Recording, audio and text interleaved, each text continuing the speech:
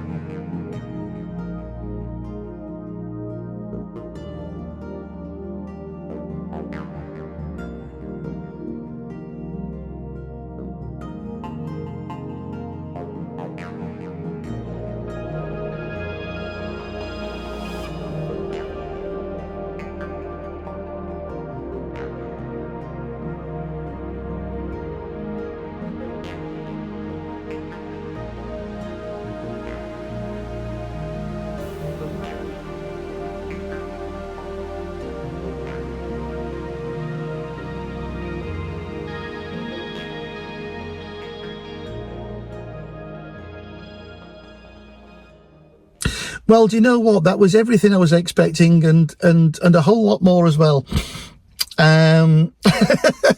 What a brilliant day. We had about 2.5 hours maybe at the show. Spoke to loads of people. The passion level for all of these cars was absolutely amazing. And I have to say, I fell in love with the Lexus 430.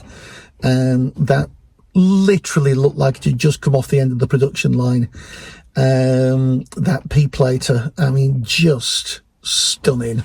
And thanks to Ollie Smith from How Many Left .co.uk, which again is a website that's well worth a look at. Very, very interesting, and Ollie just does this for pleasure. But you can basically put in a car or a manufacturer and as you would expect, find out how many still left, how many's registered to drive in the UK, and how many are unsold. Along with the custom cars, which obviously they're kind of one-offs. The Fiat Strada Abarth 130TC that were in the photographs, 9 left, 29 unsold. That Hyundai XG30, Hyundai's attempt at the sort of S-Classer, 8 left, 22 sold. So, you know, we've seen some quite rare things today. One thing that did surprise me was the Opel Manta. And the Opel Manta GTE was not a dream car as a kid, but I did like it. Vauxhall and Opel and that. I mean, the Monza was the 3-litre Monza. But the Manta GTE, I mean, there was lots of them around. There's still 68 Manta GTEs around, and actually lots more of the other derivatives as well. So they've actually done quite well. That imported Nissan Stagia, which I have to say I really liked. There was actually 31 of those privately imported, and there's 6 still on the road, and that's all models. So they've maybe not done quite so well. Speaking of that LX, sorry, not the LX, the Lexus LS430, there's over 900, actually almost 1,000 of those still running, and considering they're all easily 30 years old, that's a testament to how well Lexus put those together. I have to say, if we got spare money and, more to the point, spare space, we'll be tempted with one of those. It's beautiful. So yeah, it's been a really good day. Retroshite meet up every month, and they meet up on the last Sunday in each month at the Scottish Transport Museum at Dunfermline. So although obviously you've missed this one, there's one at the end of each month, pretty much all the way through the year, certainly into the winter. So if you're in the area, you know, sort of Glasgow, Edinburgh, central Scotland, even Borders, Perthshire, Stirlingshire, wherever, get yourself down on the last Sunday in the month. You don't need to set off early because it doesn't start until about 11 o'clock. And you'll have a brilliant day, not just with the cars, but with the owners as well. It is exactly what you expect it to be. Lots of fun, lots of characters. And you know what? Actually, even wandering around the car park, the non-exhibited vehicles, there was some very interesting stuff in there as well, because you've got car enthusiasts bringing their own cars, but can't show them because of this 25-year rule. So they're just parking up, and there's frankly as much interesting stuff in the car park as there is on the showground. So, you know, you kind of you're killing 2 birds with 1 stone, really. So it's been a brilliant day.